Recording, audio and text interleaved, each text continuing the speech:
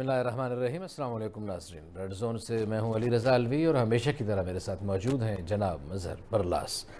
आज जो अहम ख़बरें जो हमारे प्रोग्राम का मौजू होंगी उसमें सबसे पहले हम बात करेंगे वज़ीर-ए-आज़म शहबाज शरीफ ने ऐलान किए है कि बड़ी सनतों पर 10% सुपर टैक्स आयद किया जा रहा है। उनका कहना ये है कि जिन जिन सनतों पर सुपर टैक्स आयद किया जा रहा है वो बहुत ज़्यादा पैसा कमा रही हैं। उन्होंने करोड़ों रुपए की बात की। उन्होंने कहा कि इनसे पैसा हासिल करके मुल्क में गुर्बत जो है उसको ख़त्म करने के लिए, उसको कम करने के लिए ख़र्च किया जाएगा। इसका जायज़ा लेने की कोशिश करेंगे कि ये सुपर टैक्स क्या होता है और इस सुपर टैक्स के असरात क्या होंगे। अगर ये सिर्फ अमीरों पर लग रहा है, इस मुल्क का एक बहुत बड़ा तबका इस बात पर बहुत खुश है कि ये टैक्स जो है सिर्फ अमीरों पर लग रहा है। बड़ी बड़ी सनतों वालों पर अगर उन्हीं पर लगेगा तो क्या उन्हीं तक रहेगा या इसके असरात नीचे आम आदमी तक आएंगे और वो अमीर जो हैं उस टैक्स को गरीबों तक मुंतकिल कर देंगे। इस बात का जायज़ा लेने की कोशिश करेंगे। फिर सुपर टैक्स के नफाज के फ़ौरी बाद स्टॉक मार्केट क्रैश कर गई है। ये क्यों हुआ है, इसकी क्या वजह है और ये जिन सनतों पर सुपर टैक्स लगाया गया था वो कितनी अहमियत की हामिल है स्टॉक मार्केट में, वो किस हद तक लिस्टेड थी, इसका भी जायज़ा लेने की कोशिश करेंगे। अलबत्ता वज़ीर-ए-आज़म शहबाज शरीफ कहते हैं कि कांटों भरे सफ़र से गुज़रने के लिए रूखी सूखी खाना होगी। दूसरी जानिब चीन ने दोस्ती का हक़ अदा करते हुए आज हमें 2 अरब 30 करोड़ डॉलर कर्ज़ा दे दिया है, जिस पर मिफ्ता इस्माइल बड़े खुश नज़र आ रहे थे। उन्होंने कहा कि पाकिस्तान अब डिफ़ॉल्ट नहीं करेगा बल्कि बेहतरी की तरफ जाएगा। जबकि आज वज़ीर-ए-आज़म शहबाज शरीफ गवादर भी गए हुए थे। गवादर में उन्होंने मुख्तलिफ़ मीटिंग्स की, मुख्तलिफ़ खिताबात किए, एक इफ्तिताह किया एक 100 मेगावाट की बिजली के ट्रांसमिशन लाइन का जो ईरान से आ रही है, और उन्होंने कहा कि इस मंसूबे को हम बहुत जल्द पाया तकमील तक पहुँचाएँगे, कोशिश करेंगे कि ये 3 से 6 माह के अंदर अंदर मुकम्मल हो जाए। और उन्होंने इस मौके पर एक सवाल भी उठाया कि ये मनसूबा जो 3 से 6 माह में मुकम्मल हो सकता था उसे इतने बरस से क्यों मुकम्मल नहीं किया गया, इस पर भी बात की जाएगी। फिर मुल्क में जो ज़िमनी इंतखाबात का मामला है उस पर भी बात होगी कि वहाँ बड़ी गहमा गहमी हो रही है। पाकिस्तान तहरीक इंसाफ जो बज़ाहिर तो असम्बली से बाहर है लेकिन वो भी इसमें ज़िमनी इंतखाबात में धड़ल्ले से हिस्सा ले रही है और जनाब इमरान ख़ान एक इंतखाबी मुहिम भी चला रहे हैं, इसका भी जायज़ा लेंगे। लेकिन इससे पहले कि मज़हर बरलास साहब की तरफ बढ़ूँ, मैं आपको वज़ीर-ए-आज़म शहबाज शरीफ की गुफ्तगू का एक टुकड़ा सुनाता हूँ जिसमें उन्होंने ये बात की कि टैक्स जो है वो क्या मसला है, हम सुपर टैक्स क्यों लगा रहे हैं।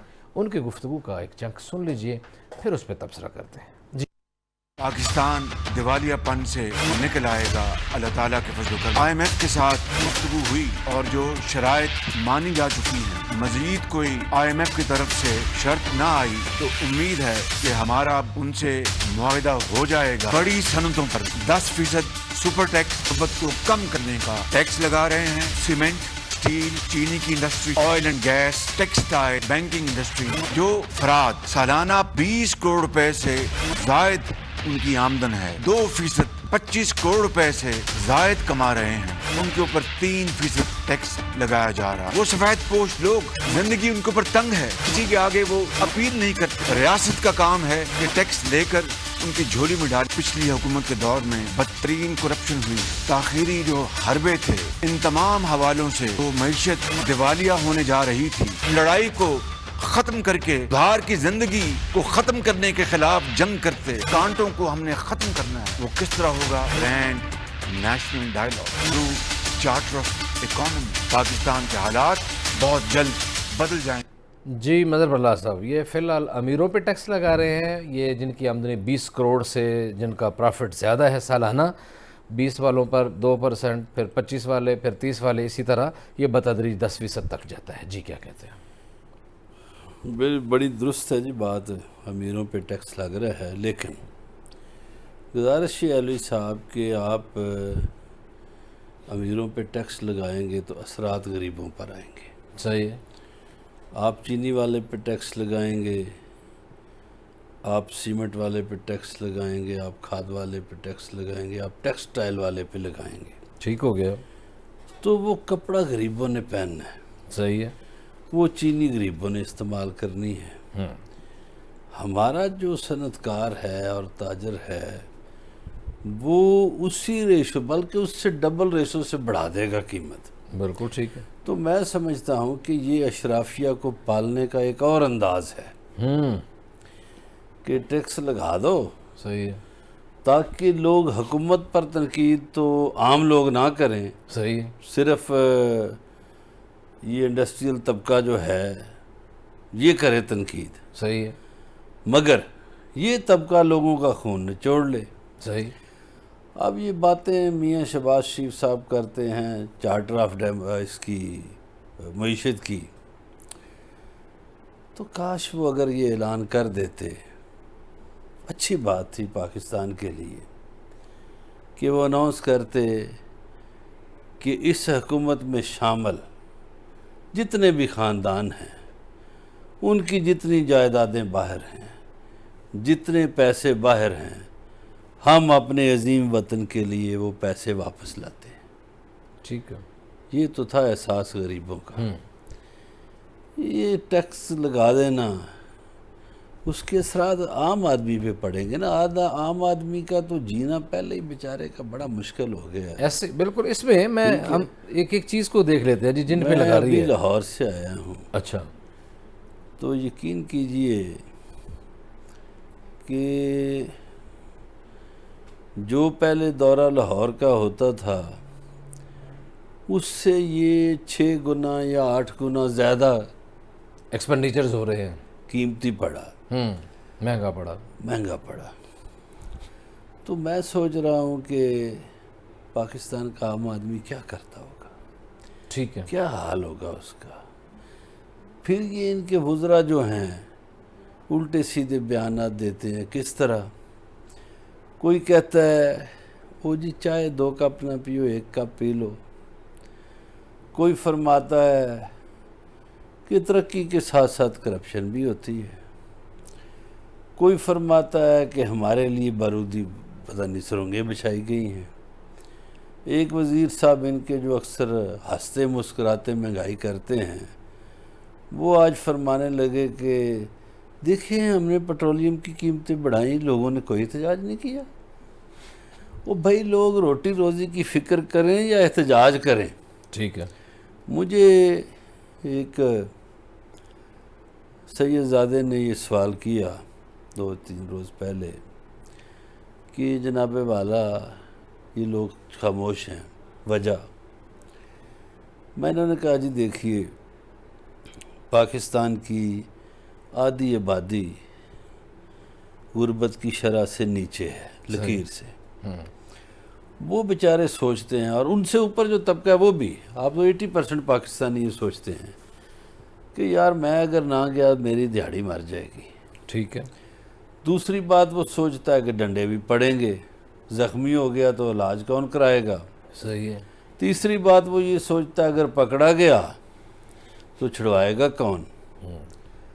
और इन बातों के अलावा एक इससे बड़ी बात है जो इस खित्ते के इससे मुतल्लक है कि इस खित्ते के लोग मफ्तू हैं, सदियों से गुलाम हैं। तो मफ्तू लोग जो हैं वो खामोश ही रहते हैं, वो नहीं बोलते, वो चुप रहते हैं। सदियों से मफ्तू हैं ये पूरा खित्ता। ये बड़े दावे करते हैं ना, हम बड़े जाट हैं तो बड़े राजपूत हैं तो बड़े फलाने हैं। कितने 100 सालों से आप तो इस खित्ते के नहीं है ना मैं हूँ, तो ये मफ्तू कौम है, ये मफ्तू लोग हैं। ये अंग्रेज़ों के सामने यूँ हाथ बांध के खड़े होते थे, हर आने वाले के लिए नाच के उसके आगे उसका इस्तकबाल करते थे और इनकी जाने वाले का जगीरें- जश्न मनाते थे। जी, इनकी जगीरें इनकी खुशामदों के बायस मिली। ऐसे ही। इनको जो खिताबात मिले वो खुशामदों की वजह से मिले। सही। तो इसलिए ये मफ्तू खित्ता है, यहाँ लोग किधर बोलेंगे, यहाँ लोग नहीं बोलेंगे। लेकिन बहरहाल एक तकलीफ़ का अमर है जो अब जैसे आप बता रहे हैं कि जब सफ़र बढ़ गए, अखराजात बढ़ गए हैं, महंगाई ने जीना दूभर कर दिए। अच्छा, इन्होंने थोड़ी सी चीज़ें बता देते हैं लोगों को। मैंने कहा था इब्तदाइया में कि लोगों को बताएंगे क्या है, थोड़ी सी वज़ीर-ए-आज़म साहब ने ख़ुद भी बता दी। बस जी इन्होंने सीमेंट महंगा किया है। अच्छा, सीमेंट रोज़ाना की बुनियाद पे पहले ही बहुत ज़्यादा महंगा होता चला जा रहा है। अब ये सीमेंट वालों पे टैक्स लगाए, अब इन्होंने चीनी वालों पे टैक्स लगाया, ये काबू पहले नहीं आ रही। खाद पे टैक्स लगाया है, खाद जो है वो उस पर कितने असरात मुरतब करती है आगे सारी आपकी ज़रूरी चीज़ों पे, अजनास पे, LNG पे, टेक्सटाइल पे, बैंकिंग पे, ऑटोमोबाइल पे।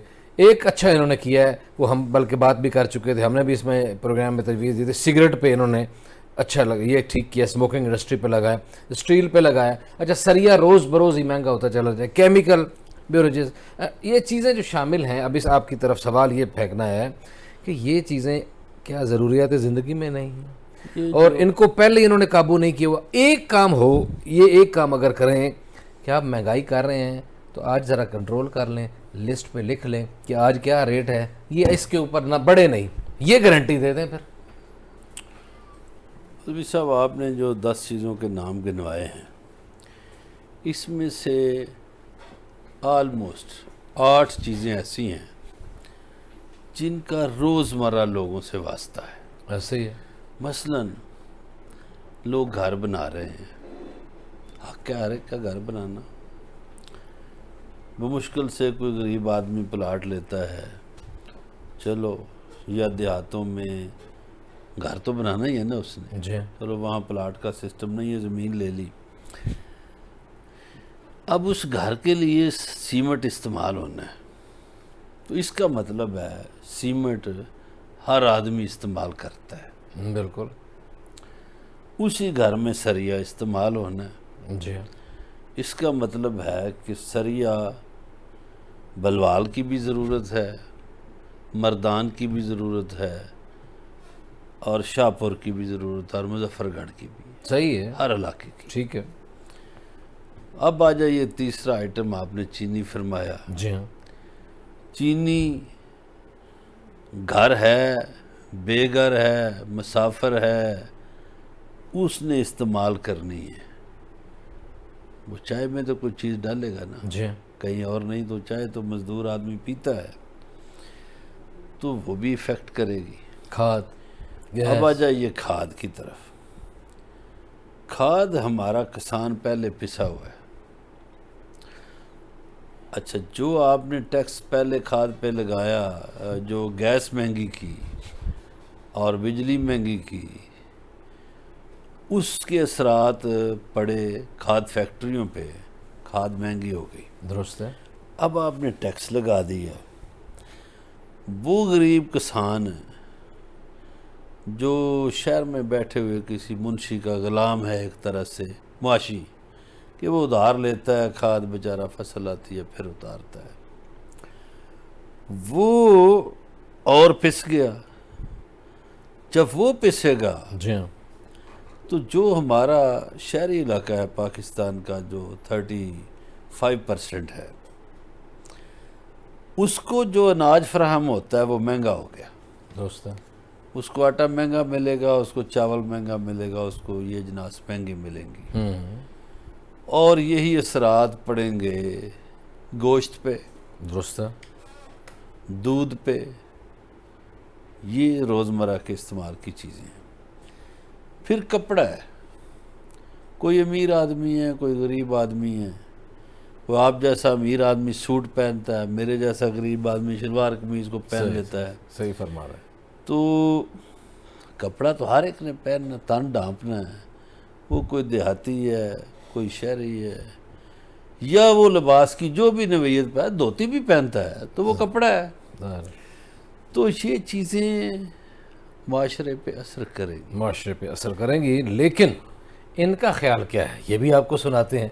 मिफ्ता इस्माइल साहब जो हंस हंस के टैक्स लगाते हैं, वो आज उन्होंने एक खुशखबरी सुनाई।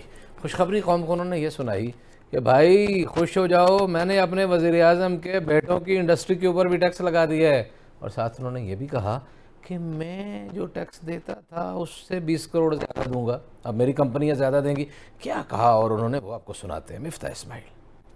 रमा माली साल है, ये पाकिस्तान की तारीख में पूरा साल समझा जाएगा। जो टारगेट्स थे उससे बहुत ज़्यादा हटे और बहुत ज़्यादा बजट डेफिसिट किया। जब आप 20,000 अरब रुपया 4 साल में कर्ज चढ़ाते हैं, 80% कर्ज जो 71 साल में चढ़ाया गया वो आप 4.25 साल में चढ़ाते हैं, तो फिर आप खुद मुख्तारी की तरफ नहीं जा रहे, फिर तो आप गुलामी की तरफ जा रहे हैं। जो डिफॉल्ट की नैच पे ये लेकर आए थे पीटीआई वाले, उससे हमने मुल्क को बचाया है। जो हमने टैक्स लगाए वो अल्लाह ताला की मेहरबानी से इनडायरेक्ट टैक्सेस नहीं लगाए, कंजम्पशन के ऊपर टैक्स नहीं लगाया जो गरीब लोगों के ऊपर डिस्प्रोपोर्शनली पड़ता है। हमने पाकिस्तान के अमीर तरीन लोगों के ऊपर और कंपनियों के ऊपर टैक्स लगाए और उससे हम ज्यादा पैसे लेंगे ताकि हमको दुनिया भर में जाके अपनी झोली ना फैलानी पड़े और हम थोड़ा बजट डेफिसिट कम कर सकें। मैंने अपने वजीर आजम के बेटों की कंपनी के ऊपर भी ज्यादा टैक्स लगाया। मेरी कंपनियां 20 करोड़ रुपए से ज्यादा टैक्स देंगी जितना देती थी उससे। इमरान खान साहब, वैसे टैक्स सिर्फ 1.5 लाख रुपए होता था साल का, 1.5 लाख रुपए 20 साल से। 2 साल पहले किसी वजह से शायद तोशाखाना की घड़ियां बेचनी, उसकी वजह से 98 लाख रुपए टैक्स था, वरना तो वो 1.5 लाख रुपए टैक्स देते हैं। तो उनको वो 1%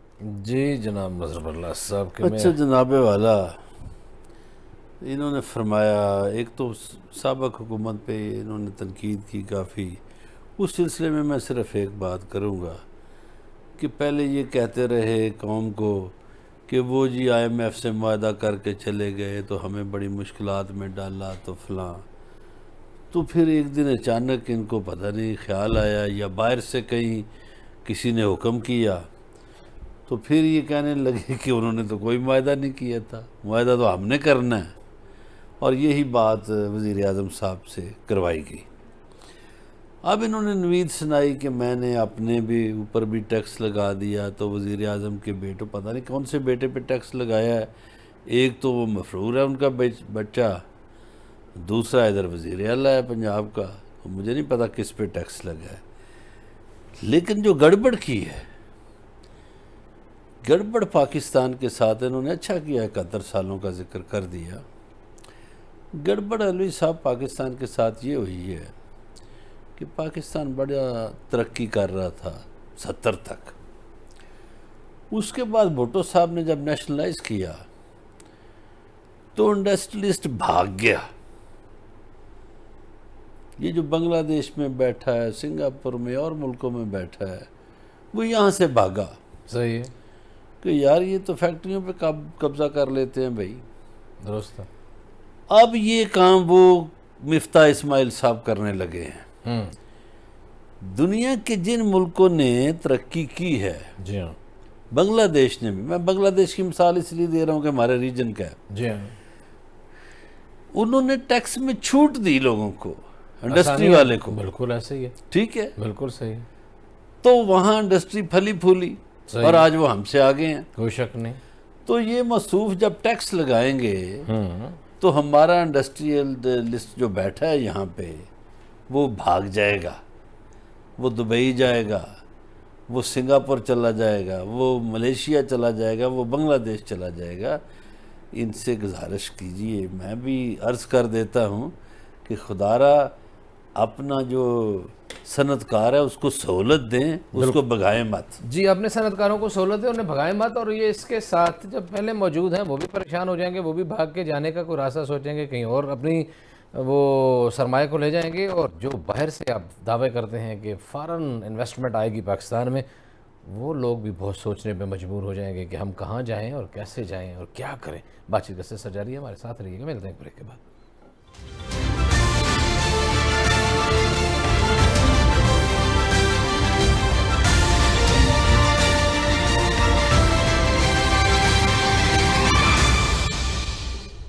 वेलकम बैक नाज़रीन। ब्रेक पर जाने से पहले बात हो रही थी मिफ्ता इस्माइल साहब ने किस अंदाज में टैक्स लगाया, क्या बातें की, जनाब शहबाज शरीफ ने क्या बात की। अपोजिशन की बात भी कर लेते हैं। उमर असद क्या कहते हैं इस हवाले से, वो आपको बताते हैं कि इस टैक्स पे उन्होंने आज क्या कहा है।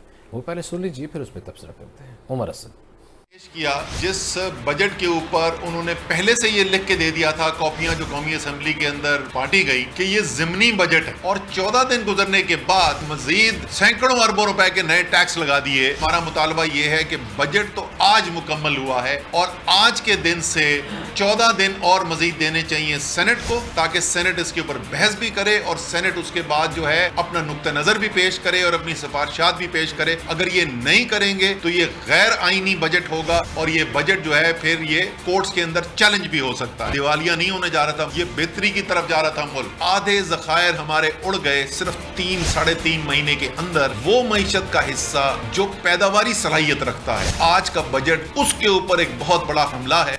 जी मज़हर बल्ला साहब, आज का बजट बहुत बड़ा हमला है पैदावारी सनतों पर, और ज़ाहिर है कि जिनकी बुनियाद पे मुल्क तरक्की करता है उन चीज़ों को, या अच्छा, ये बात तो मेरा ख्याल हमने वक्फे से पहले एक अंदाज से कर ली। कर दी जी हाँ।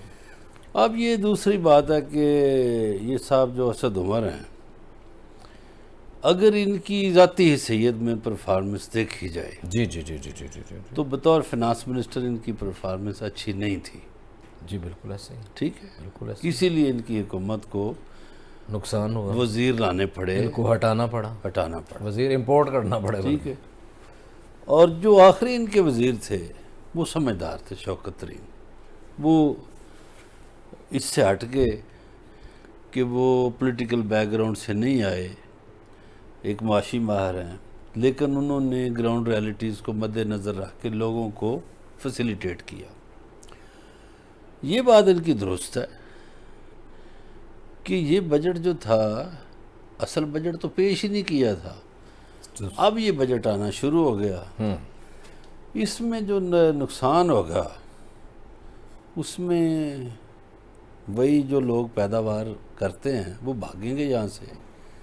तो ये एक तरह से मुल्की मईशत का पहिया रोकने के मतरादफ होंगी इनके इकदामात। लेकिन एक अच्छा काम नहीं हो गया जो चीन ने आज कुछ कर्जा दे दिया? मैं वो चीन पे ही आ रहा हूँ जी। हाँ जी अलवी साहब, चीन के बारे में हमने अक्सर यहाँ बात की है कि जैसे हम कहते हैं ना कश्मीर हमारी शहरग है, चीन भी कहता पाकिस्तान हमारी शहरग है। ठीक है। और चीन से हमारी दोस्ती, मैं समझता हूँ चीन हमारा इस दुनिया में सबसे अजीम दोस्त है। सही है। जब कोई हमारे ब्रदर मुल्क भी खड़े नहीं होते, चीन खड़ा होता है। गुड। चीन की 13 मुल्कों से सरहदें मिलती हैं, 12 से वो झगड़ा किसी न किसी तौर पे कभी न कभी तनाज़ा रहा।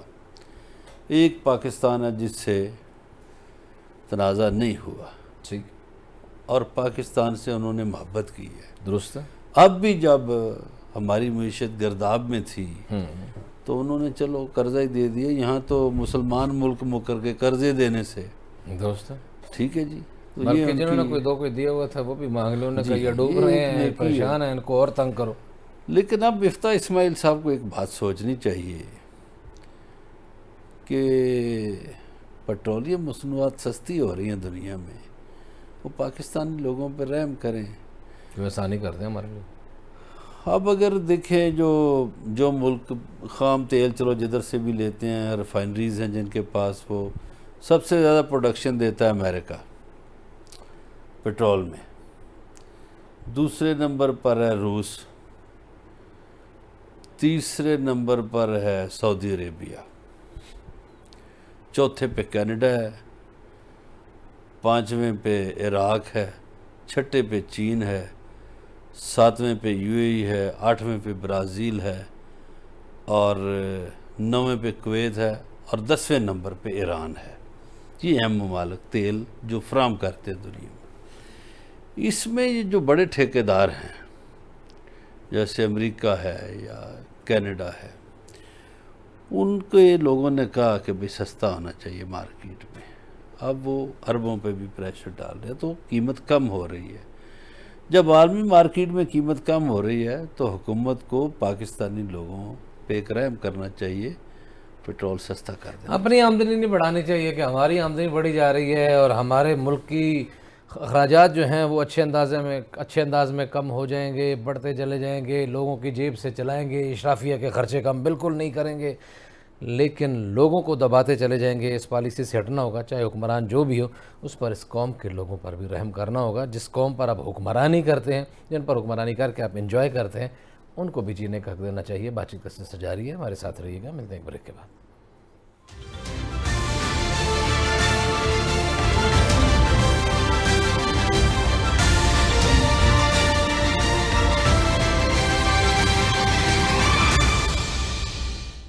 वेलकम बैक नाज़रीन। अगली खबर की तरफ बढ़ना है।